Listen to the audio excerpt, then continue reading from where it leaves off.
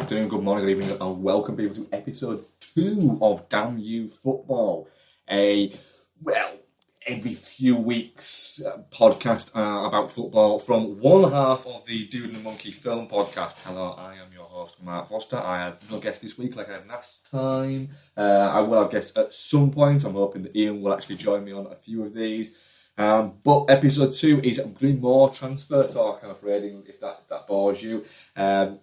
In fact, we're in close season, so all that's kind of going on is this ridiculousness of transfers, and it's been a bit of a strange start to the transfer window, I suppose. It's only, as I speak now, 9 days old, and it's starting to really kick into itself. So I'm going to chat a little bit about that. I'm also going to look at some of the impending rule changes that FIFA have been looking at or discussing in panels that they get to every few years and discuss what they could do to make football better. So I'm going to look at those. We've also got a couple of questions and there'll be general sort of football chit-chat along the way. So since I last podcast, there's been a few kind of major developments, I suppose you'd say.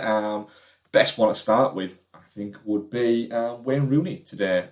Ended his 13-year stint at Manchester United and went back to his boyhood club, as he keeps referring to it as, which I suppose it is, Everton. It's a funny move, really. It makes sense in a lot of ways, and in a lot of ways seems a little bit.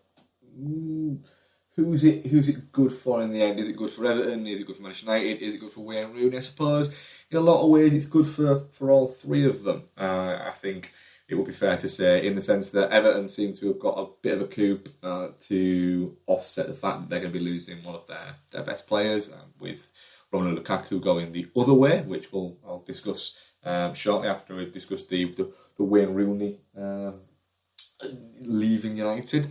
Then also Manchester United getting Wayne Rooney off the wage bill. I think he's one of the highest earners. Rumours are he's somewhere between £250,000 and £300,000 a week, which is an awful lot for a player who didn't start that many games last season, and it's clear that Mourinho doesn't see him as being a starter at that club. And I suppose you could argue that with Wayne Rooney, his age now, I think, what is he, 31, 32, then 32 very early into next season, that you could argue that he's not really of the standard to be playing for a club as, I suppose, in as many competitions and what will be vying for the Premier League and the Champions League. And of course, Mourinho might have a lot of faults and people might have quite a lot of criticism at him, but he does take the club seriously. So there is that. Mourinho tries to win every trophy he's in, from the Charity Shield to the Champions League. It's one of the great things, I suppose, about him is his sheer will and desire to win. And I think that he sees that Wayne Rooney maybe as it's the right time for everyone to kind of go and to sort of go their separate ways, rather than Wayne Rooney sort of staying around.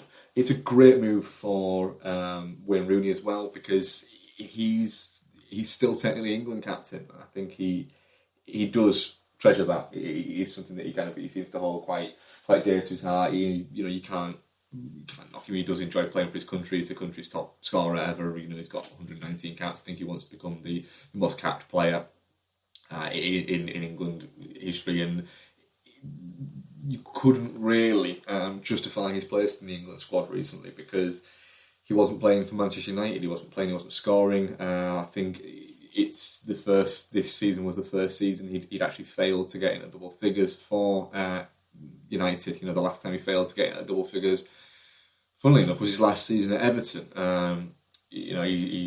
So you've got that to look at there. He'll want to lead England out at the 2018 World Cup in Russia. And you would get an idea that as part of his contract, he will have some kind of assurances of playing time. The other options, I think, for Rooney out there would have been China. Well, if he went to China, it'd be like a retirement package, I suppose. And there, he's essentially writing off any chances of being picked for England again, really, with that. Much the same as if he went to the US, I think. And then none of the elite clubs out there will have been, I think, willing to have met anywhere near his wage demands. You look at it. Barcelona's not going to want him. Real Madrid aren't going to look at him there. Italy just don't pay that level of wage. Usually, only the clubs that you've got there are Bayern Munich. Again, they're not going to be interested in a player who's has seemed to be on a bit of a steep decline in the past couple of years. You throw PSG out there, he's not as attractive as enough to sell for somebody like PSG to get in. Whereas Everton are getting a player that they help nurture and they help grow, and they got. It's easy to sort of say, well, yeah, he deserted them, but he left for a big amount of money. Everton did quite well out of it, and he's had a hell of a career at Manchester United. He's played, he's their top scorer ever. I think he's played over 550 odd games. I think he's played, which is an incredible amount. There's arguments, I think, to say that some United fans, he seems to divide opinion, I think, at United from an outsider's perspective. Obviously, the people maybe listen to it with Manchester United fans who maybe say actually they don't. That's just it's an opinion that people on the outside of it have. But he does seem to divide opinion in the sense that he has made motions to leave a couple of times and had to be persuaded by big, huge contracts, which will always persuade everybody. But then again, that happens to a lot of players, so I think it would be unfair to do that. There's a lot of debate about whether or not he should be considered to be a Manchester United legend. I'm not a Manchester United fan, so I can't really comment on whether or not he should be perceived as a legend of that club. I think there's a difference in the distinction between a legend and a hero. For instance, there's players I think that are considered to be legends at Liverpool that I wouldn't count as being legends. They're more sort of fan favourites or heroes. And I think that Rooney's he's a player I think United fans or United have appreciated, but have never taken to in the same way as they did to somebody like a Cantona, or you could even stay a Ronaldo, to be honest. But you can't argue with what he's achieved there and what he's helped do for United. He's one of his biggest failings as a footballer, aside from the fact that he does have trouble keeping himself in certain levels of fitness.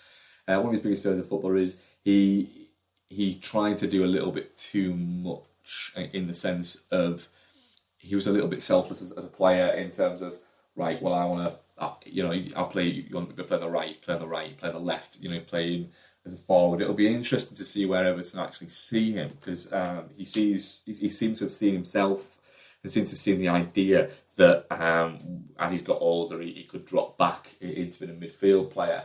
I think the idea, to be honest, of Wayne Rooney being a quality for a top 6 with pretensions to being a top 4 club midfielder is frankly verging on preposterous, really. He's 32, he's always played as a forward, be it a wide forward or a central striker or a supporting striker, but to then drop back into either a central midfield role or a defensive midfield role, he doesn't have that many years of reading the game. Because if you don't have that many years of reading the game, you've got to have some kind of energy within the centre of the pitch to compensate for that lack of, I suppose, vision and game intelligence that you develop over a career. He's played the majority of the game looking back towards the game and looking forwards, whereas it's much easier, I think, for a midfielder who has been attacking midfielder to drop back into central midfield, or a central midfielder to drop back into defensive midfield.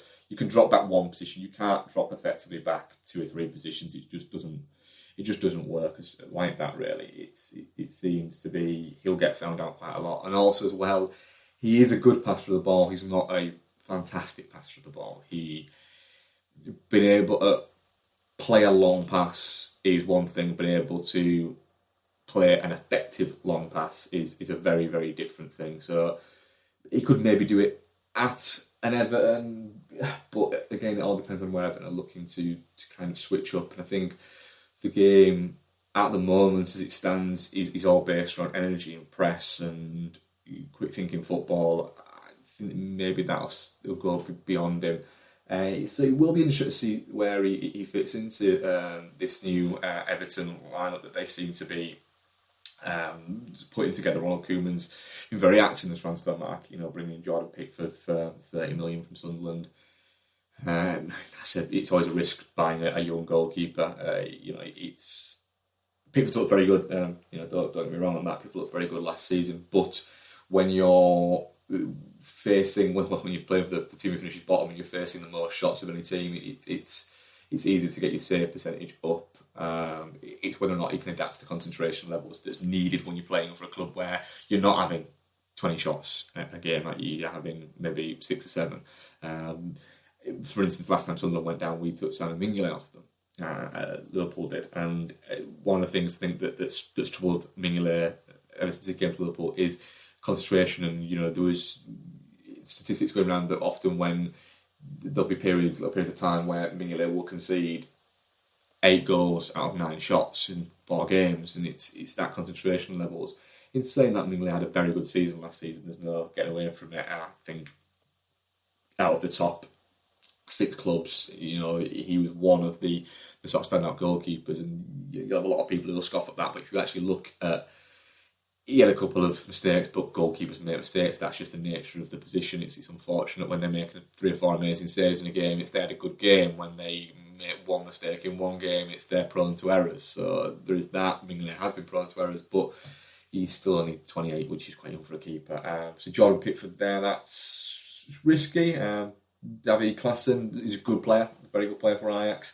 Again, 23 million seems steep, but in this season's market, is actually fairly reasonable for a player, of his sort of calibre and his sort of standing within the game. And coming from that Ajax school, you know that he's going to be technically good.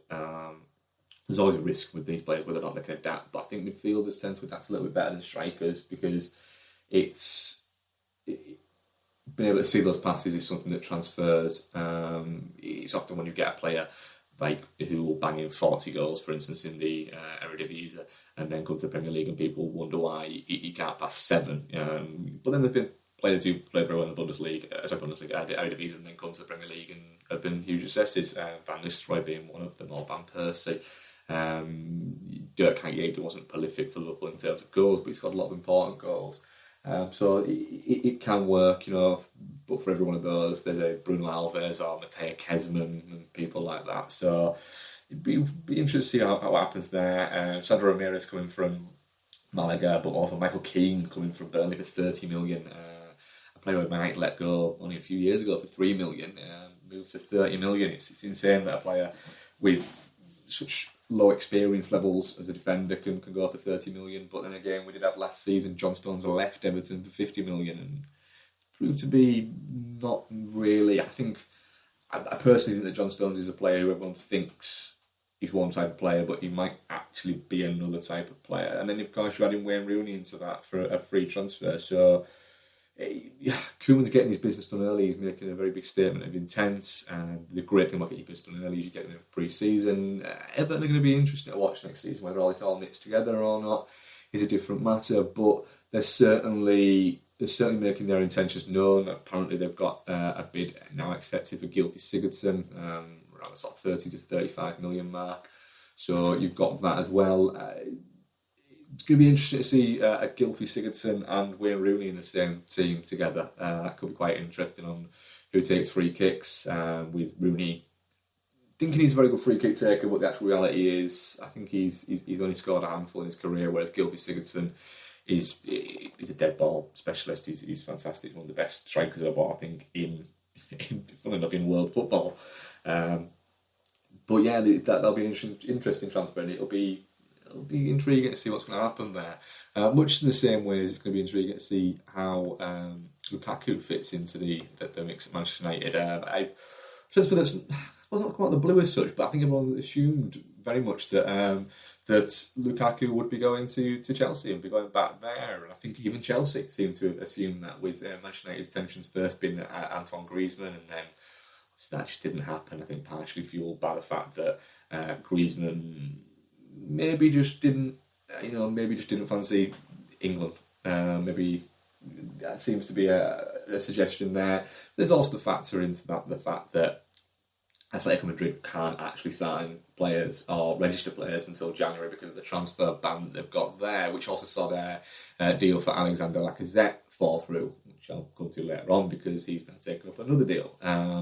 So it seemed to be that, and then they moved on to Morata. The Morata deal seemed to be difficult to get over the line, and then out of the blue they announced that essentially they've agreed a fee with Everton for Romelu Lukaku to join Manchester United. Makes perfect sense, I suppose, for Lukaku. He does, although he has actually been discarded twice previously by Mourinho, but when he was a lot younger and a little bit more raw than he is now. So I think people throwing that allegation out there, I think you've got to be a little bit fairer with that. It was a number of years ago, and he's firmly established as a recognised Premier League goal scorer. In the past couple of seasons for Everton, in 4 years at Everton, he's got 50, 60, nearly 70 goals for them. 3 seasons running, he's been consistent in getting 20 goals, 20, 25 and 26 last season. The strong numbers. I think the other numbers that you need to look at is that in his the past 5 years in the Premier League, he's missed only a handful of games, and that's a key thing. I think for teams looking at, especially Manchester United, looking at, they had injury worries with Ibrahimovic, but you're going to get that when you sign a player of that age. Lukaku's 24 and has played over 300 games in his career, which is impressive for a player who's had a couple of loan spells thrown in there as well. So yeah, he's consistent in the amount of games he plays. He's also consistent in the amount of goals he scores. Prolific last season. Also as well, he makes sense in that Manchester United team. He's very much a front man. If Mourinho wants to go on and hit the big man, which he's perfectly entitled to do, then he can do that. Lukaku can hold the ball up. He's good in the air, but he can also fight on his own. He'd also work well with a partner. Big, strong lad, quick, not phenomenally quick, but quick enough to get there. I think it's worryingly, it makes more sense. I think I can see where a player like Lukaku fits in at United. I couldn't see where a player like Morata fit in at United. In fact, from watching, I've not watched that much of Morata, but I've always found that he seems to be a striker that hasn't quite found his place. He's almost a little bit like a Spanish version of Harry Kane, but not quite at the level of Harry Kane. I think I'd like to know what he can do. Lukaku's big thing is he's a clinical finisher, and he's an impressive physical specimen. His power in terms of his physical power and his running power rather than his running speed are what make him a great player, I suppose. The reason why Chelsea signed him was to replace Drogba, and I think that's what he brings to a game. Drogba was never the quickest, but he had a physical power in his running that Lukaku has. He's very hard to shake off the ball, and if he gets within the 18-yard box, he usually is going to at least get off a shot. And bringing that into United, I think, will be very good for them. It's a great buy. It's what happens around him. United still need to, I think, they need to sort out the back. What's going on in defence? Lindelof could be a very good signing. Eric Bailey had a very good first season when he played. So is that going to be the starting partnership there? It's what they do at right back and left back. In saying that, Valencia looks like a very accomplished right back. He settled in there quite well. I think the argument suggests he was one of the strongest right backs of last season is quite valid. Left back, quite a bit of chopping and changing around there. I don't think there's a settled left back there. It's clear that Mourinho doesn't fancy Luke Shaw. Matteo Darmian, it appears, might be heading out to sort of ease up funds, and it just makes sense if he leaves, possibly to Juventus or somebody. Daley Blind can play there. I've always think that Daley Blind is one of those underrated footballers, one of those decent utility players that you need at a club who can fill a few roles, much like I suppose Liverpool have with James Milner, who's a player who can play 4 or 5 positions very well, but none excellently, I suppose would be the best way to describe it. I think there's been a few sort of questions raised on how Manchester United done this deal, or I think more Lukaku's conduct during it. He's he's very much made it known that he wanted to leave Everton. He wanted to move on to a bigger club, and then he's very much made it known that since that it came out a bit of an accepted, he's essentially acted like he's already a United player, which is a little bit disrespectful to a club that spent 28 million on him. Posting Snapchat or Instagram, whatever it was, pictures, videos of yourself training is fine when you're doing it training in LA, where Manchester United are flying to today with Paul Pogba, is a little bit on the nose, and maybe would have been a bit of an idea to have waited a little bit, waited a couple of days. But hey ho, this is the modern game we live in, and you can't really knock it. It's at least we're getting these little insights into the obscene amount of work these guys do. It's insane. So yeah, I think, personal opinion, I think United have got a really good player there who suits their style of play and suits the way that Mourinho plays as well. I think he suits that. So it's going to be fun seeing how that plays out. Another main striker going who does he suit Arsenal's where Arsenal play is Alexander Lacazette. Arsenal have broken their record transfer fee, spending 52 million on the 26-year-old Frenchman. Alexander Lacazette has played for Lyon for the past few years. Well, he says his entire career actually he's played for Lyon, and it's been quite prolific. 28 goals in 30 games in League One the last season. 3 seasons running, he's exceeded 20 goals. Is just off being a 1 in 2 goal scorer across his career. But I suppose you're including his younger days, so I think he's easily a 1 in 2 player over the past 5-6 years. I think a lot of major sort of criticisms of his is he does have a tendency to go a little bit missing in games. He's very good at what he does, but he's not going to offer you much else. Which, if you're a right back, left back, centre midfielder, or attacking midfielder, or a winger, is a fair criticism. But I think if you're an out and out striker, I think you can get by on, in certain teams, if certain teams play certain ways, on literally just putting the round thing in the net. It's not a criticism. It's a criticism I think a lot of players would enjoy being thrown at them, in the sense of, well, strikers, that's what they're paid to do, that's what they're there to do. And if Alexander Lacazette gets 25 goals next season for Arsenal, then he'll prove his worth, certainly. The other, I think, the thing that's maybe taking the sheen off it a little bit, I suppose, is that it seems to be this is the move that facilitates Alexis Sanchez moving elsewhere. The elsewhere is the key conundrum there, whether or not it is Bayern Munich or whether or not it is Manchester City is another one there. It's if he stays at Arsenal, but let's say, for instance, that he is going to leave. There you've got the conundrum of, do Arsenal want to sell to a rival in Manchester City, where they'd probably get more money for him, or do they want to sell to somebody who wouldn't be a direct rival and they could kind of be a little bit out of sight, out of mind, and sell him to Bayern Munich but get a reduced fee? Do Arsenal need the money? Well, no Premier League team really needs money. It's obscene the amount that they get. I think Sunderland got more for going down this season than Chelsea got 2 seasons ago for winning the title, and considerably more.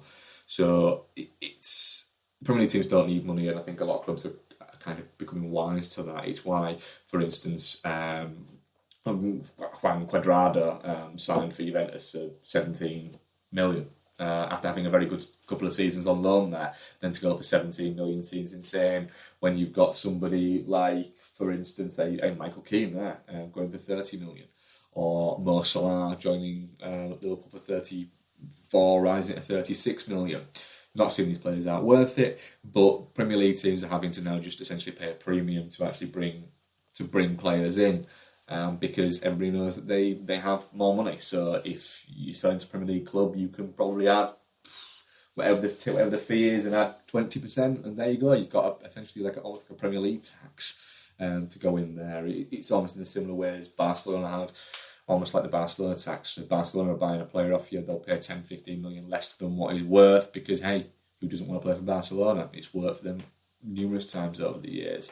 So it does seem like that's kind of what's happening around there with that. Who else have we got? Rudiger. Anton Rudiger looks like he's going to Chelsea. Apparently medical schedule. The Roma player, German international, very good player. I think it's more to bolster the squad rather than come in as an assured central defender. You know, they've got David Luiz had a fantastic return season.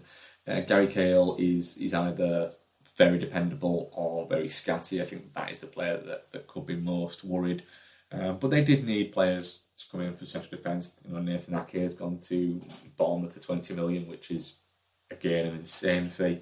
And then also John Terry's left and went to Aston Villa, and there was that incredibly strange, bizarre and cringe-worthy announcement that they made. If you've not seen this, listeners, then please pause and Google John Terry Aston Villa announcement. It was done as a WhatsApp chat video thing, and it's horrendous. While you're through it, Google Wayne Rooney Y advert, and you'll have a good laugh there. It's possibly the best thing he did whilst at Manchester United. It's quite something if you've not seen it before. So yeah, they've been kind of the big transfers that have happened in the past couple of weeks since I've recorded. And so the transfer window is only sort of 9 days open. I think other sort of transfers going around is Everton, big movers. Huddersfield seem to be bringing a lot of players, but most of the players that you've not really heard of them probably won't do much. Leicester have brought in Vincente Iborra and Harry Maguire from Hull. Was from Seville. Manchester City still not making these purchases. And Newcastle brought in a couple of players, but no one of note to speak of. West Brom signed Che Rodriguez from Southampton for 15 million. I think that's a steady buying. Darren Fletcher has left West Brom to join Stoke City. So there's not a lot really happening at the moment. It seems to be everyone's waiting for this big transfer to happen. Once this big transfer happens, that'll kind of get the ball rolling and get everything sort of moving in what's perceived to be the right kind of direction. The 75 million transfer of Lukaku to Manchester United, I think it'll kick into gear certain transfer activities. It could be the big one, the catalyst that gets everything kind of moving. I think now the clubs are back from pre-season training. Also, it gives that impetus for clubs to actually right shit. We need to do it. And yes, well, I thought that player might do this, and it also gives other players, the players who might want moves away, it gives them a chance to say, look, my agent's told me X club's interested, and I'd like to go. Liverpool still dragging their heels a little bit. My club, I still think Virgil van Dijk will end up at Liverpool. Naby Keita, it seems like they don't want to sell. Fair enough, they don't want to sell. Do we keep on testing those waters, or do we move on to other players? It's not a position we actually need to fill that badly. I'm not worried as a Liverpool fan by the lack of activity. We brought in Mo Salah. We will bring in numbers. That's what we need, and I have no doubt that it'll happen. I think because there was no summer competition this year. It seemed to be that all there's been talk about is transfers, but transfer has not been open that long. Most big transfers don't actually happen until sort of late July, early August. Anyhow, just because Premier League clubs are back in training doesn't mean that everyone's back in training. A lot of the other nations don't go back until next week, the week after. So the ball will obviously start rolling a little bit more after that there. So that was a quick kind of transfer roundup to see what's happening there. I think there's not a lot of other names being kind of thrown around, really, in terms of for who could be joining who. I think that the business will get done as it gets done. The days of us hearing about a transfer just happening out of the blue, I think, have gone. These things build up, and clubs, are completely complicit in this, because what they have to do nowadays is they make a lot of money out of their social media profiles, etc., and getting their name out there. So if they're linked to several players, it helps them and it helps build their profile. It gets people following people, etc. And it's amazing that news segments now are being filled with things like X-player likes Y players' Instagram posts. So if Gini Wijnaldum likes the Instagram post of Virgil van Dijk, it's, oh look, Gini Wijnaldum liking Virgil van Dijk's post. This is something we don't know. Well, no, they're just friends. They both play for Holland together, etc. And you know, there's things like that. Or you have the Pogba and Lukaku thing. They share an agent. Therefore, there you go. Why wouldn't they be friends? And you know, they don't exactly live a million miles away from each other. So there's that to consider as well. So I also mentioned that we're going to look at some of these prospective rule changes. A big one, well, not rule changes, they're discussions about the possibility of exploring ideas. These they're not necessarily all to make sense. It's just very much should we discuss this? Shouldn't we at least speak about the possibility of this? And you know, if we get to it and we decide discussing it and we realise that actually this is fucking stupid, then we won't do it. And a lot of the time that's what happens. But then occasionally you get things do come out of it. For instance, since football became, there's always been the thing of when you take a kick-off, the ball has to travel backwards, and it has to travel backwards, and you can't encroach upon the centre circle.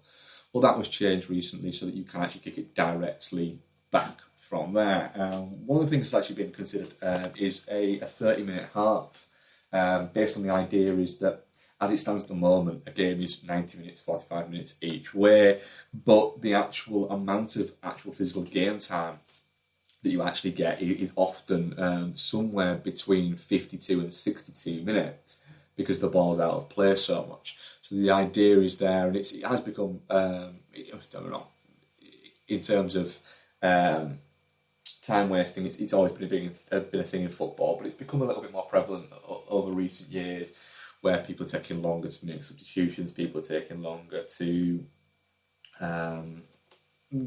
take goal kicks, etc. And it's all about taking away those incremental seconds. So if you can take away 5 seconds with every throw-in and 5 seconds with every goal kick and 20 seconds with every substitution, you've got a thing that only takes a second to score a goal. If you can take out 8 minutes out of a game, then there you go. Straight away, there's 5,000 seconds where you can't score a goal. So there's always that, and teams are always trying to look for ways to get those little fractions of headway above everybody else. Some teams get criticised for it, some teams get lauded for it. I suppose it all depends on which way you're looking at it. Time wasting has always been something that's bugged me, and Liverpool got worse for it under Klopp. Mourinho is a big advocate of time wasting. You know, his teams have done it for years, and it's frustrating when it's been done to you, but when you're doing it, you can kind of absolutely see why. So it's one of those. It's the was it or wasn't it a penalty thing. If you're the team who appealed for the penalty, of course it was a penalty. If you're the team who is at the other end of the penalty, then of course you're saying it's not a penalty. It's one of those. It depends on whose glasses you've got on. So I remember years ago when Italia 90 started, they actually used to run an in-play clock on there, so you could actually see how much time the ball actually spent in play. And not Italia 90, Football Italia, that was on Channel 4, sorry. And I remember becoming a little bit fascinated by it then, because I'd never thought about it. I always just thought that football games were 45 minutes each half. And then I became kind of fascinated by this idea. Well, actually, they're not. They're 45 minutes each half, but the actual time you actually get the ball, it was sometimes in a half, sort of 25, 76 minutes. So it's incredible when you think about it that way. So the idea is to have 2 30-minute halves where the watch is actually stopped anytime the ball goes out of play. So you play exactly 30 minutes of actual in-play football, giving you a round even 60 minutes. Personally, think it's a bad idea. Football it survives and has become the most popular sport in the world because of the certain imperfections to it, and because it develops talking points. I think when you take away everything that could develop a talking point, and you essentially sterilise the ability to make mistakes or the ability to frustrate or play with the fabric of the actual game, then what you're doing is you're making something less entertaining by the virtue of that, because a lot of football and what makes it so enthralling to people isn't necessarily as much as what happens on the pitch. People will spend infinitely more time talking about football, talking about tactics, and talking about transfers, and talking about decisions, and talking about lack of understanding, etc., and all of these things, so much more than they will actually watching the game. You see it nowadays, where you'll see that people will be watching a game and tweeting throughout. Personally, and I used to do it myself. Personally, now I operate a system where if I'm watching a Manchester United versus Chelsea game, I'll happily tweet or chat or check my phone throughout. But if I'm watching my team play or a game that I'm invested in quite deeply, I will phone it aside and I won't look at it until half time, because I was missing the experience of actually watching the game. And when you're commenting on it, you're actually looking at something and you comment on it, and you're missing something, and you're going back and you're re-watching it. So you're not watching it with the right eye, the right frame of mind. There's always 3 or 4 ways you can watch a game. Watching a game in the stadium is very different to watching it on TV, and watching it back on TV is very different to watching it live on TV. Watching a game when you know the score is very different to watching a game when you're watching it live and you're unaware of the outcome of the game. There's different emotions, there's different responses that you have, and if you know the score, it's always this the moment they score, whereas is this what we could score? A very different kind of viewpoints. Other bits that have been sort of discussed is the idea of passing to yourself at free kick or a goal kick. So the idea there is that if a player is fouled and a whistle is blown, he doesn't have to stop, place the ball, and then pass it. He can stop and then he can continue his run. I can see the logic behind it, I can see the idea behind it. It's to help speed up the attacking play. The trouble is it's already hard for referees to work in the conditions they're working in. I think this just makes it even harder for the poor guys, because you will have players. It's whether or not they're allowed to have the ball still rolling. It's whether or not the whistle's gone, the other team ready. It just seems like a recipe for more players to crowd around referees. What we need to do is stop players crowding around referees. I still thoroughly maintain that before every game, the referees speak to the captains, and a lot of the time they do speak to captains and say, I will only speak to you and you, so each captain from each team, and I will only speak to you about any incidents. If it's involving another player, I'll have them there and you can ask your questions, but you crowd around me and you will get booked. And the first referee where players crowd around him pulls out his card and goes 1, 2, 3, 4, 5, 6 bookings, and then the next time it happens, someone gets sent off for it, it'll quickly stop it. The reason why it hasn't stopped yet is because players do not get punished for it. It's as simple as that. Start punishing players for it, they start missing games, they start getting fines, the fans start getting on their backs. It will stop it. It just will. It's not something that generates discussions. It's not something that generates interest. I think it's something that almost all fans dislike. So there you go, nip it in the bud by doing something about it. What else we got? Allowing goal kicks to be taken even if the ball is moving. Why? Just keep it stationary. It keeps it simple. Don't see why it needs to be moving. You can get more traction on the ball if it's moving, because you've already got the momentum there, so it is simple physics, I suppose. But no, there's nothing wrong with goal kicks, just keep them off the fucking out. A clearer and more concise definition of handball absolutely needs to happen. We need to define what is handball. It needs to stop being taken so literally. The idea of ball to hand is gone. Nobody understands the handball rule. And it can lead to big decisions. I think it needs to be made more clearer to the players and to referees, to managers, to pundits, to commentators, everybody. Referee can award a goal if a player stops a goal being scored by handling the ball close to the line. No, give a penalty. Again, it's another thing. It's annoying. It shouldn't happen, and it's very frustrating when it happens. But it's a rule of the game. It's where do you consider being close to the line? Is it within the 6-yard box? Well, what was the player behind it? Was it going in? As it stands, the rule is there. It's annoying. The player should get a red card and the other team should get a penalty. If they miss the penalty, then that's it. Players miss penalties, that's the punishment. They've still lost a player. So there's that there. Referees can only blow for half time and full time when the ball is out of play. Yes and no. I can see the logic behind it, but have you ever watched Barcelona play? They could quite easily knock a ball around for 10-15 minutes without the other team getting it, just waiting for that one opportunity. Where do you call a limit on it?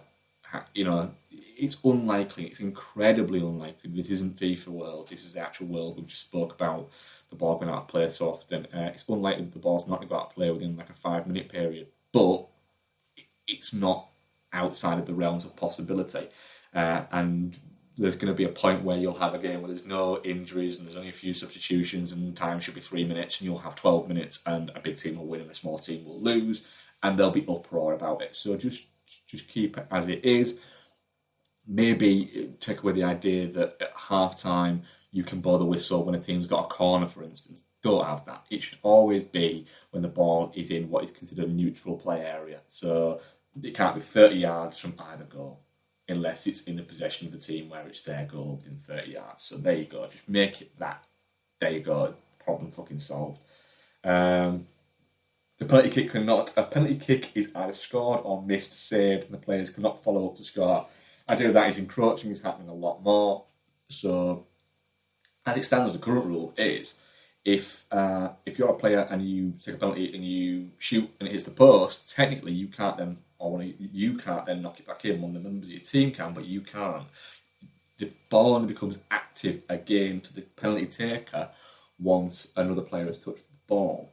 So there is that. It's one of those strange little quirk rules. If you're behind the goalkeeper and you make a pass, technically it's offside. Although I think that rule's actually been defunct now. I think that rule's actually gone now. But yeah, you just have referees or linesmen, referees' assistants, just be a bit more strict. Stop people encroaching. Or don't have it that you can be on the line. Have it that you have to be behind the referee. The referee then could then stand a yard away from the edge of the 18-yard box and he can stand and look either side and every player has to be at least level with him or behind him. There you go. It's quite easily enforced. It's about giving officials the confidence and the support network to uphold these rules. And part of giving them that is giving them a level of accountability, I think. Referees, as it stands, especially in the Premier League, they don't have a level of accountability. I think a lot of referees would enjoy the idea that they could come out after a game and state, maybe not be asked questions by broadcasters, but maybe have the ability to come out after a game and have a TV screen and state, right, this is the big decision that you're all talking about. Here is my perspective. Here is why I gave this decision.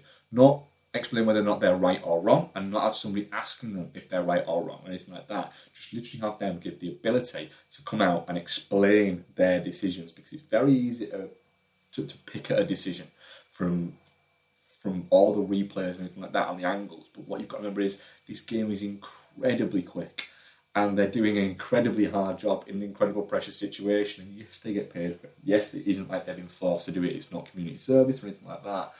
But it would give an understanding if we could say, right, well, the reason why I gave it is because this is how I saw it. This was the information that was given me by my assistant, and this is here and this is here. And then if they want to, they can say, I obviously, I've watched the replays back, and clearly I was incorrect in this, but then it at least gives them the opportunity to go, right, do you know what? I have the ability and I have the positioning now where I can come out and I can state the reasonings why I did this, rather than as it stands, they can't. They're kind of like hamstrung by their decisions, so they can make a decision, but then it can be straight away pushed to one side because it's perceived that but they'd make mistakes and they'd have to come out and justify their mistakes. It's explaining decisions. And it's maybe not even accountability was the wrong word, but giving them the opportunity to kind of give you sort of a glimpse into their world. It's been fascinating watching Howard Webb give his opinions on it, on how he feels referees sort things, or he can see why it was given, or he can even say, I don't agree with the decision he made, and I can't see why he made it. So that's been quite interesting on that there. And actually, we're going to chat pundits on episode 3. We're going to chat through some of the better pundits and the not so good pundits, our co-commentators, etc. in the next episode, which segues me quite nicely into some of the questions that we've received, which is very nice. I love getting questions off you guys. We do for both this podcast and for the main film podcast. We always enjoy the questions that come up. So Tom, at Mr. Tom Ripley, who frequently sends us questions for the actual film podcast as well. So thank you very much for that, Tom. Best signing of the summer so far. He's actually a few questions here, so I'll cover that one first. He's also asked, how will Spurs do playing at Wembley? And can Rooney still do it in the Premier League, or is he past it? Best signing of the summer so far. It's a good question, that. I think there's been a few good ones. I think, for instance, I do think Lacazette will be a good signing for Arsenal. I think he fits that. I think Asmir Begovic, I think at Greater Bournemouth is a really good signing. He's a solid keeper. He's a keeper who would, I think, any top 6 club would be glad to have. It's just, he was a very competent understudy, and I think if he was still at Chelsea as their main player, as their main goalkeeper, as opposed to Thibaut Courtois, I don't think you'd be having many raised eyebrows and saying that he's not worthy of that. I also think Matthew Ryan at Brighton's a good purchase, the New Zealand goalkeeper. But I still think of actual properly fully done deals. I think Mohamed Salah is a fantastic signing for Liverpool. But I think I'm going to have to go Lukaku at United. I think it's a perfect sign for them. He feels like the right kind of striker. It's a Drogba Mark too. And Drogba worked very well for Chelsea, and he worked very well in that Mourinho team for Chelsea. I do think he's in an adequate replacement for Ibrahimovic, who played very well, but also brings a bit more mobility. Everton fans, I know Everton fans that I spoke to last season will always say the same thing, is he turns it on when he wants to turn it on.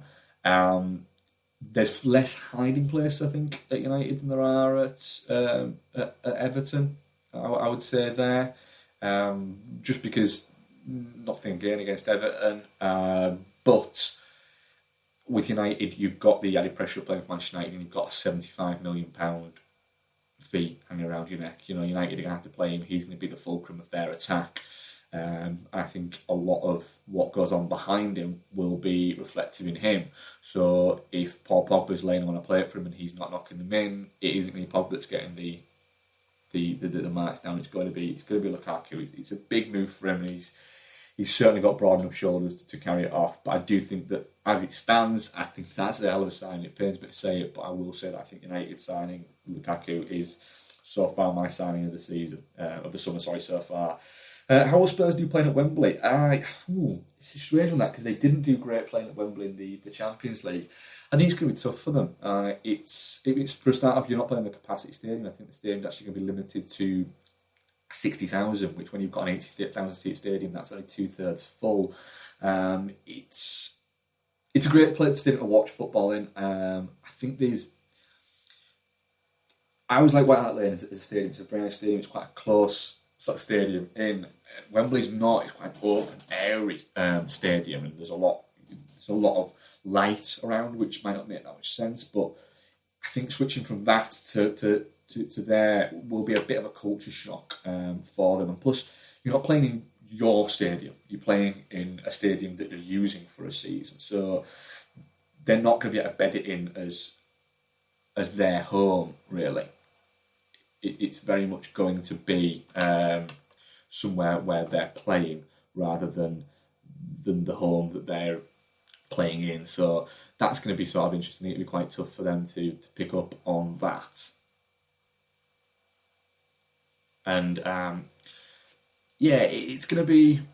I think it's going to be tough for them. I think they might settle, but I do think it's come at a bad time for them. How good they were, and how entertaining they were, and how vibrant they were as a team and attacking last season. They had a great understanding, and it's without what you would call a recognised superstar player. Even when they lost Kane, they still played fantastic football. They still stuck to their guns. So it'll be interesting to see who they bring in. But I do think it's maybe come at a bad time for them. You'd like for them to kick on quite easily with it, and to take it on quite easily, because they have been a refreshing change in the mix of the top four, and it's good that we're going into a Premier League season where conceivably you've got Manchester City, Manchester United, Arsenal, Liverpool, Chelsea, and Tottenham, all with potentials of attempting to win it. Yes, obviously within that you could say, well, Arsenal, Liverpool, Man United, do they have the right to kind of class themselves as being teams that can win it? They finished 6th, 5th, and 4th, but it's what's going to make it interesting. And then on the peripheries of that, you've still got teams like a Southampton or an Everton, and who are wanting to sort of break into that 6 and try and break into the 4, really, more than that. And they're gonna sort of say, hey, hang on a minute, what about us? And it's what's going to make it a much more sort of interesting season. Can Reina still at the Premier League, or is he past it? I think it's a steep decline, I think, from him. Can he still make it in the Premier League? There's some not great players in the Premier League. I think he can still play in the Premier League. It's where he sees himself and where Koeman sees him playing. Is this a Koeman signing? Is it an Everton signing? Is it a vanity project for Rooney? It's going to be very... We're going to find out a lot, I think, within the first few kind of pre-season games to see where he fits into that Everton team, whether or not he's a direct placement as a striker for Lukaku, or whether or not he's seen more as an impact player or a supporting player. It's there. Do I think he'll cut it? Yes.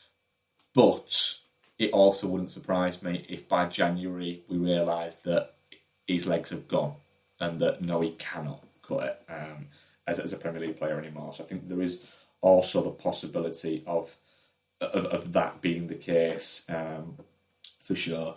And we do have, I think, another question. The Ginger Prince TGP 73 was probably enjoying me having to talk about Manchester United so much on this, and be quite effusive in my praise for them with it. Really back to Everton a good deal. I did sort of discuss that. I'm going to reiterate what I said earlier. I do actually think it is on the surface right now. I think it is a good deal for all as it stands. It could very quickly turn into not being a great deal. I think it's a good deal for Manchester United, no matter which way they look at it. In the terms that they've got the player off their back. I do think that the dealings with Everton for bringing in Rooney have helped their cause with signing Lukaku. I don't think it's been part of the deal, but I think it's given them a position of negotiations and being in a room with them, saying, why we're discussing this player bringing in, we want to sign this player. I think it's also helped that Lukaku's agent is Raiola, who has very strong ties to Jorge Mendes, who has very strong ties to Jose Mourinho, who has incredibly strong ties to Manchester United, what with him being their manager. It's no coincidence that the two big signings that Manchester United have made, all the big signings that Manchester United have made since Mourinho turned up, have been represented by Raiola or Mendes agents / agencies. They are part of the same agency. You could say the same thing. A lot of the players he signed last time he was at Chelsea, or the players he signed last time he was at Real Madrid, all came from the same bit. They shop in the same kind of pool. Is it good for football or not? Not sure. I think agents, the deregulations the FIFA made to agents for how they can operate, I think has had a negative effect on how you can have, for instance, Ruben Neves, the young Porto player, who has just signed for Wolves for nearly 20 million. Well, he was linked to a lot of Premier League clubs only 6-8 months ago, and now he's signed for a Championship club that has very strong ties to Jorge Mendes. So, is it good for them? I'm not sure. I do think it's a good deal for all involved, to be honest. I think the only people it's not has a possibility of not being a great deal for is Everton. But then again, it's not my money, it's not your money. It's no money, it's fantasy money. It's not even real fucking money. It's obscene. The money that has gone into football is essentially to generate more money within football, to create more and more and more. It's essentially a big churning pot of ridiculousness, which has put a lot of people off the game. It also drawn a lot of people to the game. People are attracted to the financing side of it. I've seen people saying that they prefer transfer window than the actual game itself. And I find that frankly mind-boggling. But there's whole teams of people who do the FIFA Ultimate Team thing and don't actually play games. They just like trading the cards. Well, fucking hell, I couldn't think of anything more fucking dull. But whatever floats your boat. So yeah, that was episode 2 of DaaM-U-Football. I hope you enjoyed me waffling on about football for near an hour. If you've any kind of questions or topics you'd like me to discuss or chat about or get my opinion on, then feel free to hit me up on Twitter at Dude and the Monkey or at DudeFoz. Also hit up Ian for stuff at Ian Loring. I hope you still enjoy the film podcast as well. If you listen to both, if you're just listening to the football one, then give the film one a go and see if you like what we do on the ever-expanding DaaM-U, the Dude and the Monkey University for the Paying It Forward podcast that we host with our comic book correspondent Noel Mellor, who he comes along there. There'll be a new episode of that in a few weeks, where we're watching Being There, The Last Unicorn, and I can't remember. And The Devil Wears Prada, so that should be an eclectic mix. Also, this week's Dude and the Monkey, we're going to be chatting Spider-Man Homecoming, and we do have our comic book correspondent Noel on there. They've both seen it. I've not quite yet, but I will have done by the time we record, obviously. We think we're also covering myself and Ian when he comes at night, which I'm looking forward to. So, again, thanks so much for listening, and over and out. Bye.